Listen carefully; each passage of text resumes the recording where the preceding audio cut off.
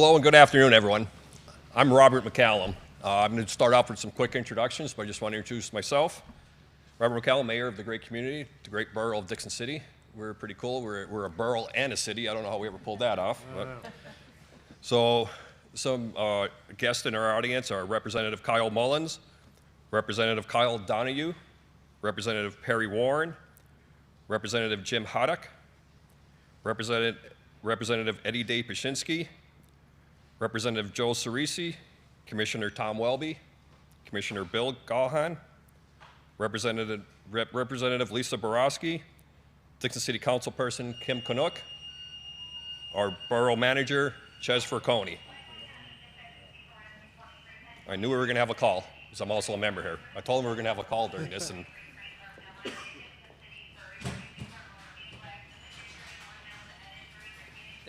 it's hard to compete with this. it is. Yeah. So I heard this happened in Harrisburg. Drew was telling me that earlier. It happened in did. Harrisburg. So we're usually leaders, but we like to follow, so we figured we'd do the same thing. So as we hear about the accident call, first of all, I'd like to wish everybody safety who's going on the call. So welcome, everyone. And if I missed anybody, any of our representatives, the governor is going to cover that. So welcome, everybody, for showing up today. Today is an important date in Dickson City and in Pennsylvania. I would like to thank, as the leader of this community, all the responders who responded that night. From all my fellow firefighters in Dickson City, to all the EMS, to all the police, to all the support from government, state government, county, local officials. It was really a team effort, and I'm proud to live in this community. We showed what we can do. That hospital is a very important part of Dickson City and the surrounding area. When I was growing up, there was a hospital on the other end of Main Street, and it was very important to have a Main Street hospital, just because of the services they provide and how times are changing and what we need in medical care. So through our local efforts, we're really trying, and from what we hear, we may have the emergency room reopen Friday morning at the hospital again. So my background real quick is I was a volunteer firefighter since 1980. I was a junior fireman, and I went all the way in the early 90s to become fire chief of this great organization. And through that service, that civil service, that led me to the connection of continuing to serve as mayor. And it's one of my proudest duties to go from that transition from firefighter to mayor. So I'm happy to introduce our governor here today, who's introducing a great program that was announced before the incident in Dickson City.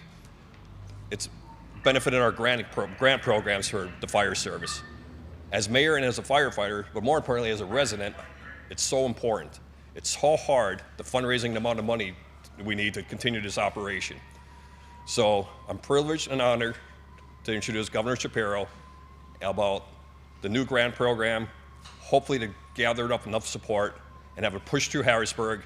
And out of something that could have been very tragic, we're meeting all here today under very, very different circumstances, great circumstances. So your governor, Governor Shapiro. Thank you, Mayor. Thank you. Thank you, everybody. Thank you, Mayor. Let me begin by just saying what I said to the firefighters and other first responders in the other room. I am grateful that there are people like you out there that when the bell rings, you run toward danger, and that you're willing to do that work. That makes us a stronger and better society, a more compassionate and loving community, and you just had the chance to witness that. The buzzer went off, and they ran toward danger, not knowing what was ahead. And so I just want to say thank you to them for that work every day.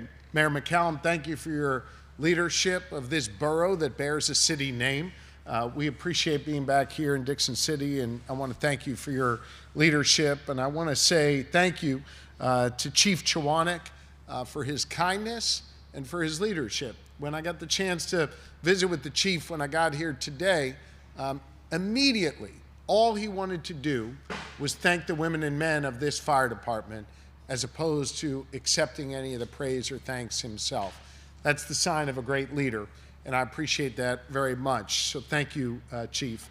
I also want to acknowledge the presence of Commissioner Cook, who is with us today, who leads the Office of State Fire Commissioner on my behalf and is a member of my cabinet. I'm thankful to Commissioner Cook. You'll hear from him in a moment. A number of elected leaders were recognized before. I hope you note that they are not just from this district, though we are incredibly pleased to have Representative Bridget Kozarowski here, who you'll hear from in a moment, and Senator Marty Flynn, who represent this community. But you've got elected leaders from literally all across this state who are here today to say thank you and to let you know how much we appreciate you. You know, this is just the latest example where tragedy came to a community that would have been far worse, but for the bravery of those from here at Eagle Hose Company number 1 and the other 8 responding departments that ran toward that hospital to extinguish the fire and ensure that everyone could get out safely. I want to say thank you to all of you for the work you do day in and day out. I also want to say thank you for your willingness to do this work. It matters in our society, and people appreciate it. In these hyper-polarized, divided times, let's take comfort in knowing that we all stand together with our first responders, with our police, and with all who run toward danger to keep us safe. Thankfully, when you were there the other night, you were able to extinguish the fire, and working together with the great staff at the hospital, who I know did everything they could, along with a former nurse at the hospital, Representative Kozarowski, you made sure that all 77 people were able to get out safely, and we thank you very, very much for that. I've always known our firefighters and our first responders to be heroes for their willingness to do this work. And I've always stood up to make sure you got what you needed in your budgets, and legislation was changed in order to help make sure you could do your job a bit more safely. But in April, when an arsonist attacked me and my family while we slept at the governor's residence, I had the opportunity to witness firsthand, together with my wife Lori and our 4 children, your heroism. As we were being rushed out, you were rushing in. I realize it was brothers and sisters that wear a slightly different uniform than you, but together you all share that same spirit and commitment to service and others. And so on behalf of my family and a grateful Commonwealth of Pennsylvania, I want to thank you for your willingness to run toward danger and to do this important work. And I want you to know we have got your back yesterday, today, and tomorrow. As governor of this great Commonwealth, we've invested over $200 million in fire and EMS in just my first 3 years as your governor. $143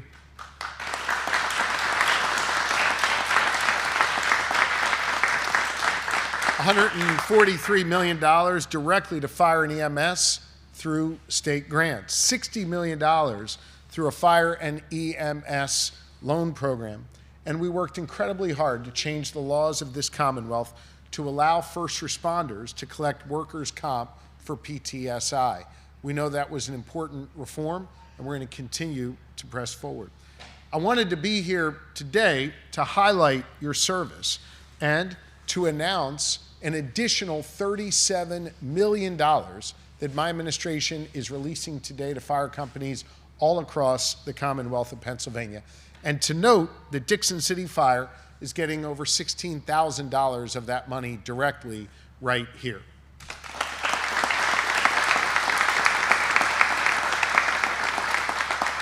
On my watch, we have allocated $60,513, to be exact, just to Dickson City Fire during my time as your governor. And I know you've used it to buy new fire hose, cover truck repairs, and upgrade your facilities. I think that $60,000 is good, but not great, and it needs to be great. We need to invest more in our fire departments across this Commonwealth. Last year, I appealed to lawmakers in Harrisburg to add $30 million in discretionary grants to companies that could show that they would have a unique need for those dollars, and to allow those dollars to be driven out quickly and for things that you absolutely need. Every lawmaker standing up here, including your local lawmakers, Representative Kozarowski, and Senator Flynn, voted for that funding. Unfortunately, we were unable to get it through a divided legislature. But in my budget that I released just about 2 weeks ago, I made clear that we're not quitting on our firefighters. We're going to come back and we're going to ask for those dollars again. And so I proposed, again, for the consideration of lawmakers, a $30 million competitive grant fund for fire departments that need additional help, additional support. For Dickson City, that means, in addition to the $60K that you've already received, if you've got a unique need for one of your trucks or a unique piece of equipment that you need that falls outside the traditional grant process, you'll now have dollars available for you to compete for. And so I want you to know that I'm going to push hard again for lawmakers to get this done and get this to my desk. I want you to know we've got your back. We appreciate you so very much. And when I get the opportunity to talk to Pennsylvanians, as I do every day, many of them will tell me that they're praying for me and my family, which I appreciate, and then in the same breath, they'll tell me they're praying for our first responders and our police, as my family and I do every single day. So to every member of the Dickson City Fire Company, thank you for what you do. To each member of those 8 departments that responded about a week ago, I want to say thank you for your willingness to run toward danger. To the members of the Pennsylvania State Police and local law enforcement, we appreciate you, and we've got your back, and we're going to continue to support you and lift you up every step of the way. And we appreciate you being here for your brothers and sisters who are first responders doing this work to keep us safe every day. Everyone up here's got your back, and I'm going to continue to lead this fight to secure additional funding to help you as we go forward. It's now my pleasure to introduce Chief Chwanek, who, as I said before, has demonstrated incredibly strong leadership over quite some time, but particularly over the last week. We appreciate him and the service he provides to this community and to this Commonwealth. Chief, the floor is yours. Thank you all very much.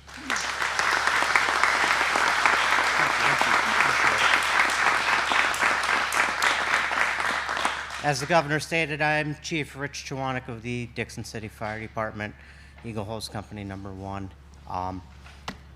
First thing, again, thank you to everybody in this room. We pulled off the impossible last week. I was the figurehead. You people were the ones that actually did the work.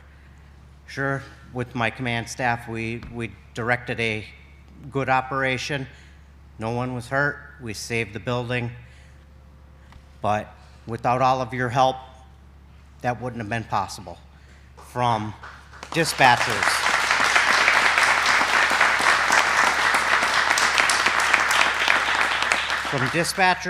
to the police, to hospital staff. The hospital staff had stuff in motion before we even got called. They were phenomenal. EMS command, EMA, they were all there and had that evacuation under control. That was one less thing I had to worry about.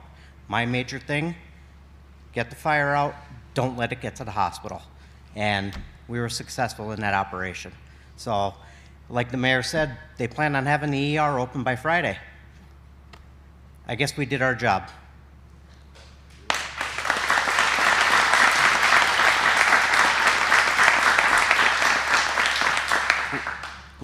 When I was on scene, the mayor came up to me.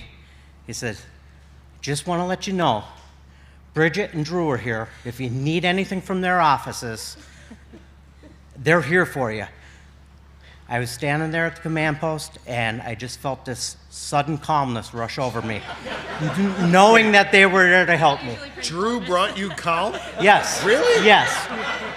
All right. Thank you, Drew. So, like the governor was saying, this additional funding, very important to the fire service in the state of Pennsylvania.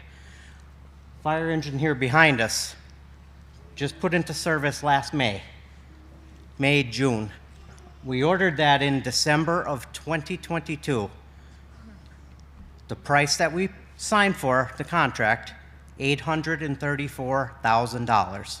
Granted, we got a federal grant for $467,000, which is, what, maybe half? We had to come up with the other half, so we went to the state 2% loan program for $270,000. Our financial secretary and treasurer worked diligently with that to get that funding in place. That's still left over $100,000 that we had to come up with.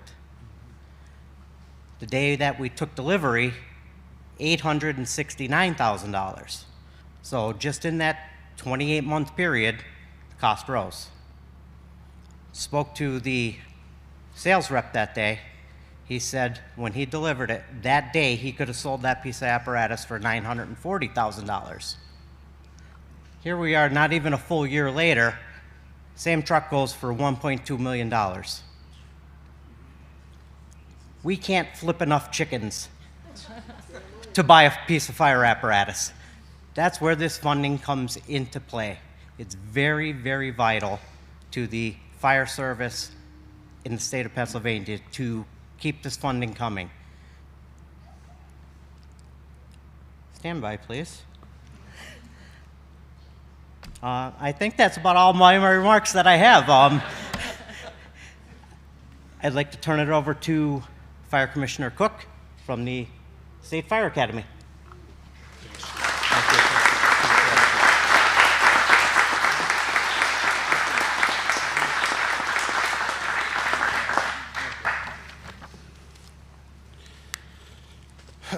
First off, thank you everybody for having us here to celebrate a rare success.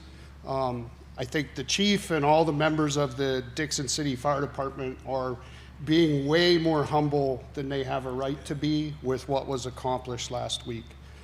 To have a major fire in a hospital facility occupied by patients, some of which were in the ICU, and to safely evacuate 77 patients without any injuries, and more importantly, any deaths, is a huge, huge accomplishment and very rare, not just in Pennsylvania, but nationwide. So congratulations, job well done.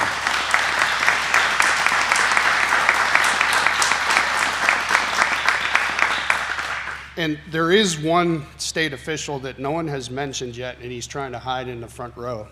And I think it's important that we identify him because EMS played such a huge role in that incident last week, and that's Director Anthony Martin from the Bureau of EMS. Thank you, Anthony.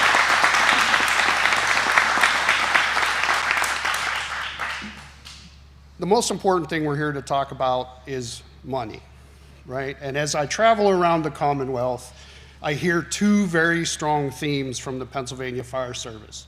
And it doesn't matter whether it's career or volunteer, urban, suburban, or rural. We need people and we need money. And thanks to the governor and his administration, we're going to get the opportunity to fight for one of those two things this year. The proposed $30 million capital grant, or not a capital, competitive grant, sorry, is very, very important to moving the Pennsylvania Fire Service forward. So unlike the existing grant program where basically if you sign a piece of paper, you get handed a check back, and it's a relatively small check. In the case of Dickson City this year, it's $16,000. By going to a competitive structure, we can actually make transformational investment in the Pennsylvania Fire Service. So we're looking not to make $10,000 grants, but to make hundreds of thousands of dollar investments in our fire companies. The things that we're looking at targeting with this obviously are modernize or construct facilities to improve service, modernize fire apparatus where necessary, funding of research studies to look at the feasibility of consolidation and regionalization across the Commonwealth, and staffing, retention, and recruitment programs. I think this program will take us a huge step forward to answering the two big problems that we're hearing about. We need people and we need funding. So that being said, I'm going to introduce Senator Flynn to say a few words. And if anybody wants to speak with me about the program afterwards, I'll be happy to listen to your ideas. Thank you very much. Thank you.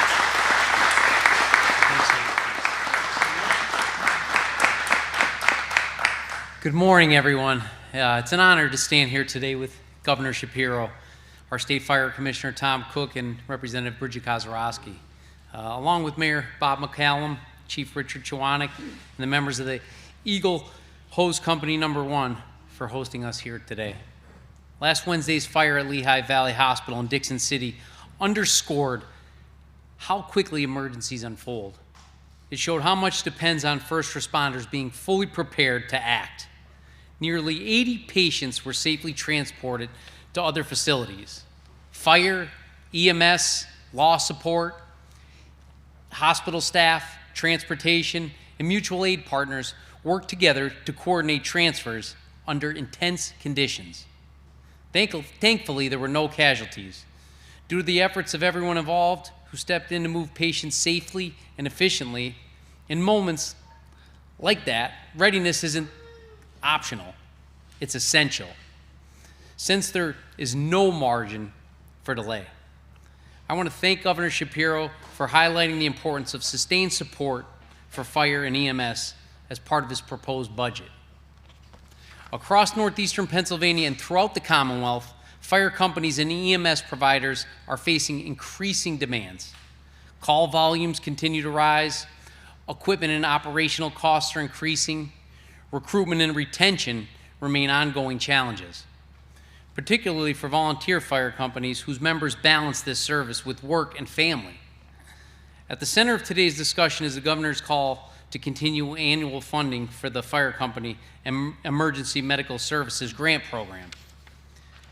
This annual grant program is available to volunteering career fire companies, EMS, and rescue squads across Pennsylvania. It recognizes that while communities differ, the need for trained responders, reliable equipment, and functional facilities is shared statewide. For volunteer companies, these grants help sustain staffing and keep stations operational. For career departments, they support equipment upgrades, facility needs, and long-term planning. In every case, the goal is the same: ensuring departments are ready before an emergency occurs. I look forward to continuing to work with the governor and my colleagues in the General Assembly to support this program, ensuring it continues to meet the needs of communities across northeastern Pennsylvania and the Commonwealth. And to all the first responders here today, thank you for the responsibility you carry and the service you provide to this community. Your work is critical and it deserves continued support. Thank you.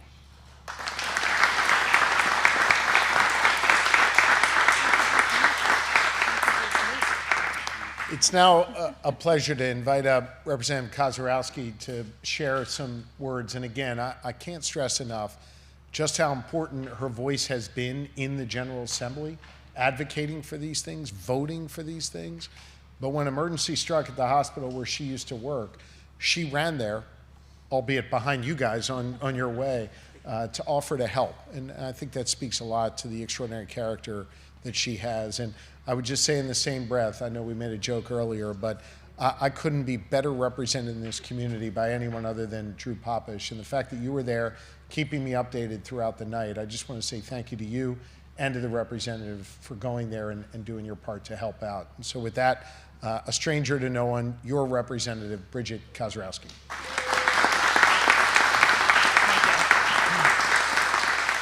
Thank you. Good afternoon. And when you speak last, a lot of the highlights have already been said. But and Drew, when that alarm went off before, did you catch me looking at you that we should suit up? I thought that was cheap. We were ready. We were ready. Yes.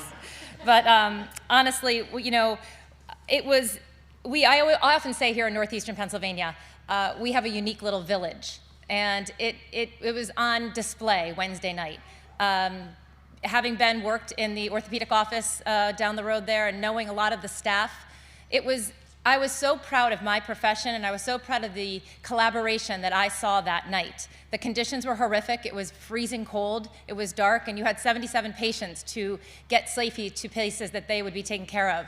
And I was honored to be there, and it was, again, I was so proud of everything that happened that night. So I want to say from the bottom of my heart, thank you. You made me proud to be a representative. You made me proud to be part of the healthcare profession. And it's like the governor said, you know, when his family, there was an arson in his home in the governor's mansion. You know, to be protected at that time is profound. It affected him profoundly, and my being there Wednesday night, also, I really was, again, reminded how important it is, the emergency room response, the EMS, the firefighters, the healthcare providers. We don't get to where we are today without you. And it is no short of a miracle that that hospital will potentially open. This is like our I-95, I think. You know how we were watching I-95, the bridge? I think this hospital is like our I-95. Hopefully that hospital may open on Friday, which the environment here in our county here, in Lackawanna County, you know, hospitals are closing. Emergency room care is essential. So I am grateful for all of the work that has been done by the engineers that are there now, by the people that are making that place, you know, spick and span to be open, to be able to see patients. We are really grateful for you. So more the reason, I know that there is probably a collective eye roll behind me when they shout out that I'm a nurse from Mullins and Donahue and Representative Eddie Day and Jim Haddock, because I have to remind my Northeast representatives that I am a nurse. But truly, they called me that night. They called and said, Bridge, what do you need? What's going on? What can we do? So I'm really fortunate to work with the team I have behind me, and it's more important for us to do what we need to do in Harrisburg. So I encourage my colleagues from across the aisle that this is important stuff to get done, and we need to pass this because the funding is what you all need to do the job that you did on Wednesday night. So thank you very much from the bottom of our heart. Dickson City made me proud, and I'm proud to be your representative. Thank you. I got to speak up on behalf of the Kyles. They have way too much respect and a healthy amount of fear of Bridget Kozarowski to ever roll their eyes at her. Maybe behind your back, but never to your face. I have no fear. Yeah. Haddock might do it, but that's a whole other story. All right, with that, if there's any questions from the media, Bridget will be happy to answer them for you. Go ahead. Governor Shapiro, thank you for being here. Lydia McFarland from WVIA News. Just would love to hear what was going through your mind when you got that call last Wednesday and your administration's role in hitting that Friday target for reopening. Well, first off, you know, I am informed of emergencies and disasters seemingly on a weekly basis across our Commonwealth. We have an extraordinary team led by Colonel Bivens, Director Padfield, Dana Fritz, my chief of staff, and others who work closely together to ensure that when a disaster strikes, we are on it.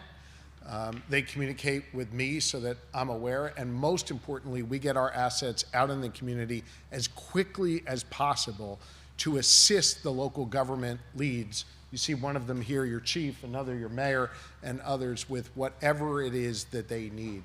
And that's exactly what happened here at the hospital last Wednesday night. Again, terrific work by Drew and others to be communicating effectively.